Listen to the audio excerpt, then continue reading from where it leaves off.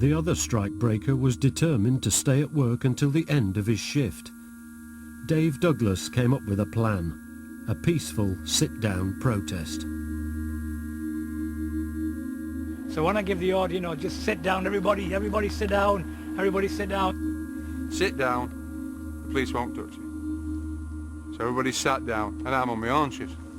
I'm watching the police. It's an experienced picket, and I'm watching the police force. I'm telling you, don't sit down here. They're coming, these bastards. Any minute now, look at them on that side there. Kid at side of me who just come down for a look, been on strike, didn't know what was going on. He sat down. I said to him, "What are you doing sitting down?" He said, "David said, sit down, have a protest." I said, "Get on your haunches and get ready to move." I'm telling you. Get ready to run. We ran hard at them. We would have made a lot of noise.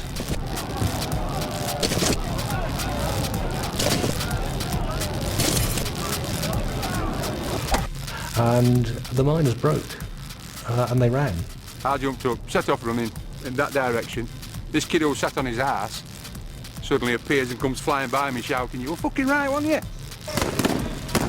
The police went in here with truncheons and everything, hitting everything that was above ground level. Truncheons would have been used, and I'm not going to deny that. People were running away from here with blood pouring down faces, blood on shirts, women and kids running away screaming. None of us wanted to hurt women and children, but at home we've got women and children and we want to go home to them.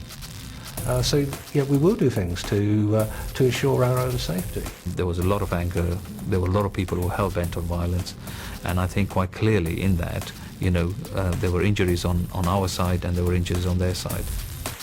Amongst the injured was Manchester Constable Paul Kelly. There was fights going on around me where people were being arrested who obviously didn't wish to be arrested. I'd seen a brick in a man's hand. To be honest, I was so close. I thought, this isn't going to throw. It's a weapon. He's going to use it as a weapon. Got me on my back foot really because he did throw it and it hit me. Paul Kelly was taken away for treatment. The man later arrested for throwing the brick was miner Adrian Simpson. There were violent scenes in the streets around him.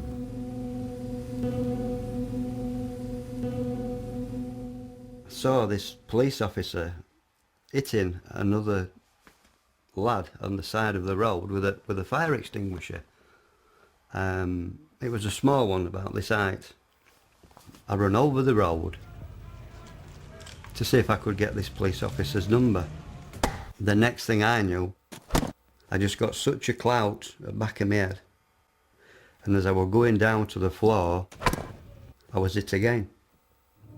All I remember from then is being lifted up with this truncheon under my chin, and then all I can remember is this guy hitting me in the mouth with it, and I just put my head down.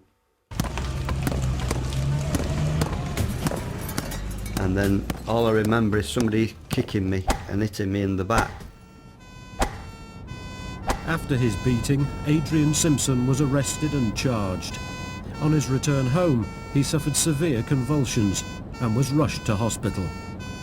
As I went through the accident and emergency doors, I had a convulsion and my heart stopped beating. He was raced to intensive care, where his heart was restarted. But a brain specialist told him his head injuries would be longer lasting. He said to me, "I'll probably give you a sick note to keep you off work." He said probably for 10 years. And I thought at the time, I started laughing, to be quite honest. And I said, 10 years? Oh yeah, he said, there's no chance of you going back to work before 10 years. And after 10 years, while I'm still seeing you, He said, you might not go to work for another 10 years after that.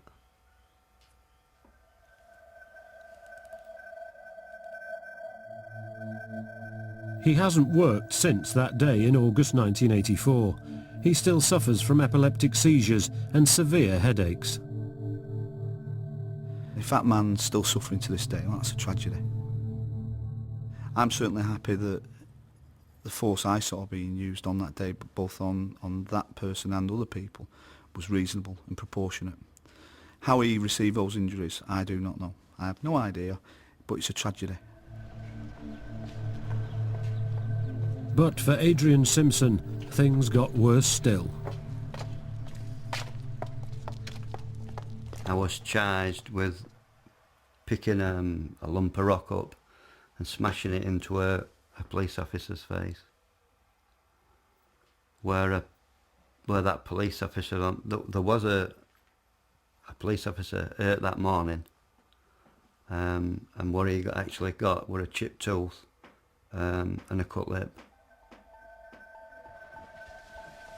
Adrian Simpson was later found guilty of the malicious wounding of PC Paul Kelly. Got 3 months. 3 months? Out on bail. Pending an appeal. Pending an appeal? His appeal failed. He spent 3 months in prison, one of 200 miners jailed in the strike.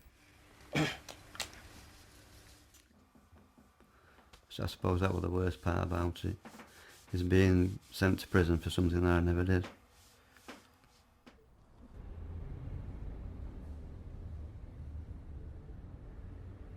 Hatfield was left in shock at the ferocity of the 21st of August 1984. It was frightening, you know, the thing came right back into our home village. The police turned up and just took over the village. It was a frightening time, very frightening. The Hatfield miners may have been frightened, but they had won a victory. The coal board gave up trying to bus in strikebreakers. For now.